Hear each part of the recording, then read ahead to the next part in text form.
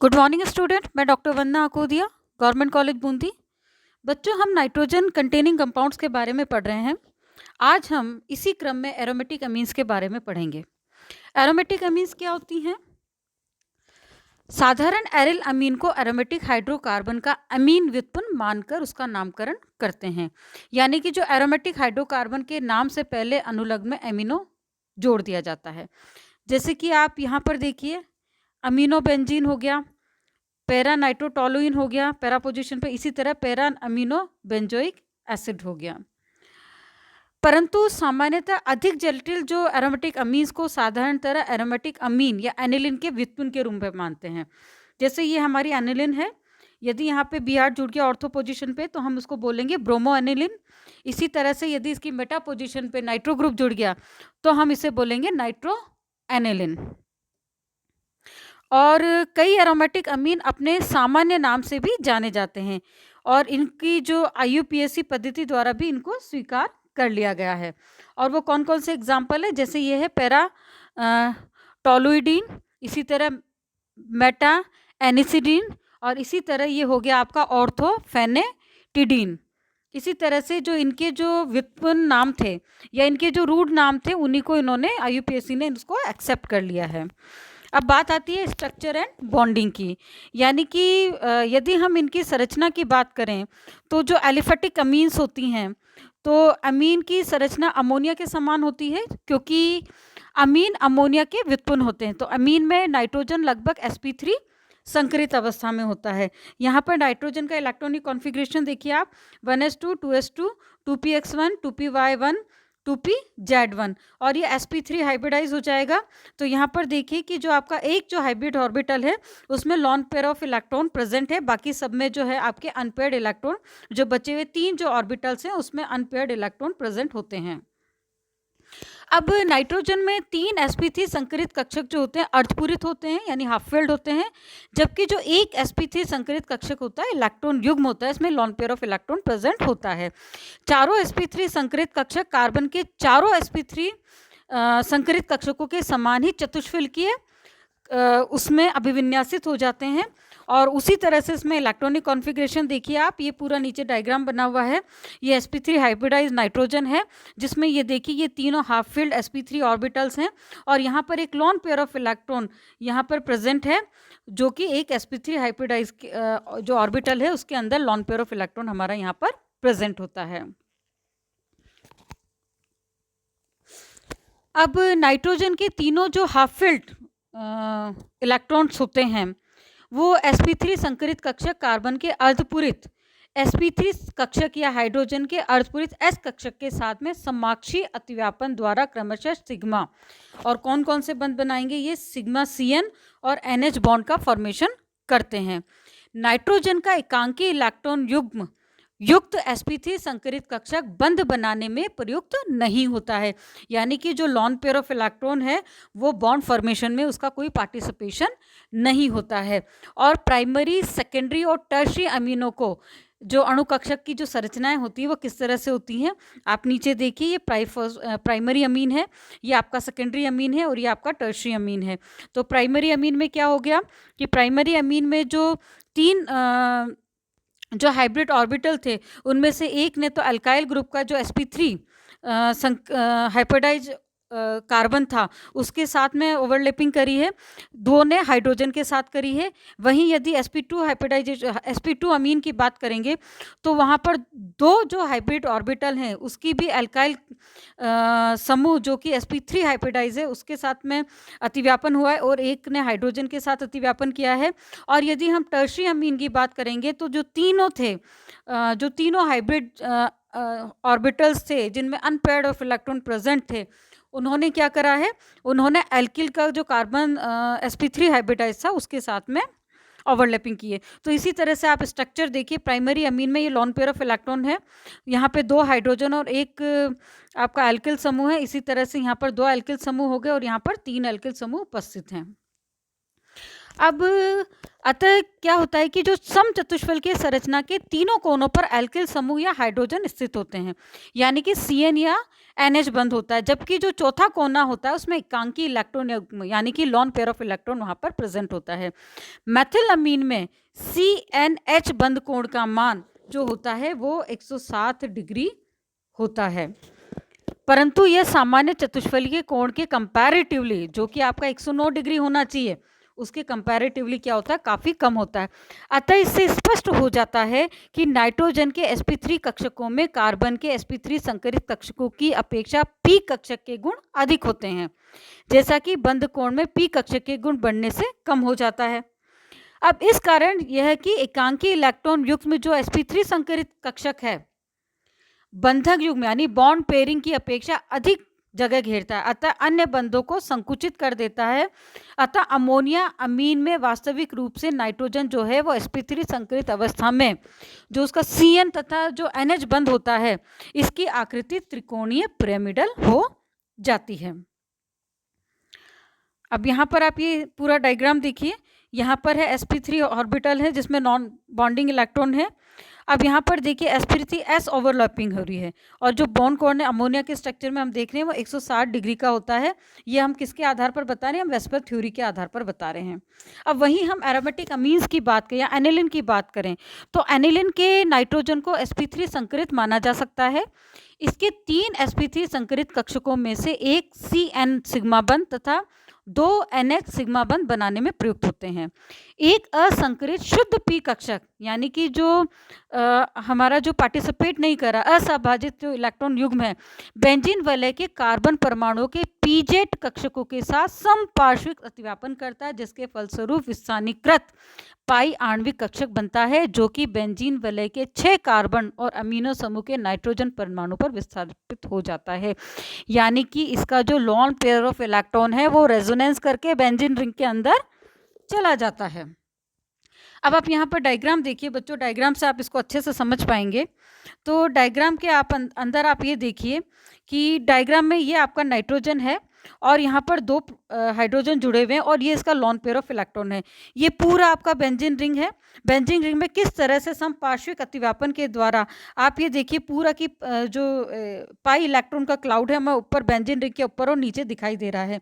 इसी तरह से जो लॉन पेयर ऑफ इलेक्ट्रॉन जो प्रेजेंट है नाइट्रोजन के अंदर, वो इसी कार्बन का जो समपार्श्विक अतिव्यापन करता है और इसकी वजह से जो इलेक्ट्रॉन है जो NH2 ग्रुप का जो लॉन पेयर ऑफ इलेक्ट्रॉन है रेजोनेंस करता हुआ बेंजीन रिंग के अंदर चला जाता है। परंतु एनिलिन में नाइट्रोजन वास्तव में sp2 से sp3 के मध्य संकरित होता है तथा नाइट्रोजन पर उपस्थित एकांकी जो इलेक्ट्रॉन युग्म है वो भी, उस पर भी 2 तरह के जो बल है वो कार्य करते हैं। पहला तो है नाइट्रोजन नाभिक का आकर्षण बल कार्य करता है, और दूसरा बेंजीन वलय में जो डीलोकलाइजेशन हो रहा है इलेक्ट्रॉन्स का वो कार्य करता है। यानी कि यदि एकांकी इलेक्ट्रॉन युग्म sp2 संकरित कक्षक में होता है तो यह एक p कक्षक की अपेक्षा जो नाइट्रोजन की तरफ है वो अधिक आकर्षित होगा, क्योंकि कक्षक में s कक्षक के गुण होते हैं। अतः एक एकांकी इलेक्ट्रॉन युग्म वाले कक्षक में s कक्षक के गुण होने के कारण क्या होगा कि जो एकांकी इलेक्ट्रॉन युग्म है नाभिक के अधिक समीप चला जाएगा। लेकिन नाइट्रोजन पर उपस्थित जो एकांकी इलेक्ट्रॉन युग्म है वो बेंजीन वलय का जो पाई इलेक्ट्रॉनिक सिस्टम है उसमें डिकोलोकलाइज अच्छी तरह से हो जाता है, जबकि जो इलेक्ट्रॉन युग्म p कक्षक में स्थित होता है। अतः नाइट्रोजन के एकांकी इलेक्ट्रॉन युग्म पर 2 विपरीत बलों के कार्य करने के फलस्वरूप जो नाइट्रोजन का जो हाइब्रिडाइजेशन है वो sp2 और sp3 के बीच में हो जाता है। अब बच्चों यहाँ पर देखिए एनिलिन की संरचना का जो रेजोनेटिंग स्ट्रक्चर है वह किस तरह से होता है। अब पूरा आप स्ट्रक्चर देखिए इसके अंदर कि यहाँ पर आपका एनिलिन है, यहाँ पर इलेक्ट्रॉन है, लॉन पेयर ऑफ इलेक्ट्रॉन है, कैसे रेजोनेंस कर रहे हैं। अब जो मैंने आपको पूरा ऊपर समझाया था कि किस तरह से जो लॉन पेयर ऑफ इलेक्ट्रॉन है जो किस तरह से रेजोनेंस करते हुए बेंजीन रिंग में आ रहे हैं, तो आपको ये जो स्ट्रक्चर है, जो रेजोनेंसिंग स्ट्रक्चर है, उससे आपको ये बहुत आसानी से समझ में आएगा। आप ये देखिए, लॉन पेयर ऑफ इलेक्ट्रॉन यहाँ बॉन्ड में शिफ्ट हुए और यहाँ पर नेगेटिव चार्ज है, यानी इस ऑर्थो पोजीशन पे नेगेटिव चार्ज आएगा। फिर इलेक्ट्रॉनिक मूवमेंट देखिए कि आपका यहाँ पैरा पोजीशन पे नेगेटिव चार्ज आ रहा है। इसी तरह से आप यहाँ पर देखिए इलेक्ट्रॉनिक मूवमेंट देखिए, और फिर फर्दर दूसरी जो ऑर्थो पोजीशन थी उस पर नेगेटिव चार्ज आया। यानी कि यदि हम इसका जो रेजोनेटिंग हाइब्रिड देखते हैं, तो उस रेजोनेटिंग हाइब्रिड में हमें क्या नज़र आ रहा है? उसमें हमें ये नज़र आ रहा है कि जो ऑर्थो और पैरा पोजीशन है नाइट्रोजन की, उस पे जो इलेक्ट्रॉन डेंसिटी है वो काफ़ी ज़्यादा बढ़ जाती है। अब एनिलीन में जो डीलोकलाइजेशन होता है इलेक्ट्रॉन्स का, उसके दो प्रभाव नज़र आते हैं। पहला क्या होता है बच्चों, कि जो डीलोकलाइजेशन है नाइट्रोजन पर इलेक्ट्रॉन घनत्व को कम कर देता है। यानी कि जो लॉन पेयर ऑफ नाइट्रोजन का जो लॉन पेयर ऑफ इलेक्ट्रॉन था, वो रेजोनेंस करके बेंजीन रिंग के अंदर चला गया, यानी कि इलेक्ट्रॉन डेंसिटी बेंजीन के रिंग के अंदर बढ़ गई है। और कहाँ पर डिक्रीज हो गई है? नाइट्रोजन के पास में ये इलेक्ट्रॉन डेंसिटी डिक्रीज हो गई है। और इस कारण क्या होगा? इसकी जो बेसिक नेचर है, बेसिक नेचर कम हो जाएगा, यानी कि इसकी जो क्षारीय प्रवृत्ति है वो काफ़ी कम हो जाती है। इसी तरह से जो सेकंड पॉइंट है वो क्या है कि बेंजीन वलय में हाइड्रोजन का घनत्व, इलेक्ट्रॉन्स का घनत्व बढ़ जाता है।